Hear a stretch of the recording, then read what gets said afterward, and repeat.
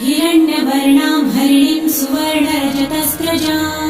चन्द्रां हिरण्मयीं लक्ष्मीं जातवेदो महावः ताम आवह जातवेदो लक्ष्मीमनपगामिनीं यस्यां हिरण्यं विन्देयं गामश्वं पुरुषानहम् अश्वपूर्वां रथमध्यां हस्तिनादप्रबोधिनीं श्रियं देवीमुपह्वये श्रीर्मा देवी जुषतां कासोस्मितां हिरण्यप्राकाराम् आर्द्रां ज्वलन्तीं तृप्तां तर्पयन्तीं पद्मे स्थितां पद्मवर्णां तामिहोपह्वये श्रियं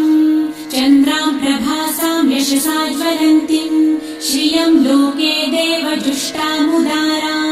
तां पद्मिनीं शरणमहं प्रपद्ये लक्ष्मीर्मे नश्यतां त्वां वृणे आदित्यवर्ण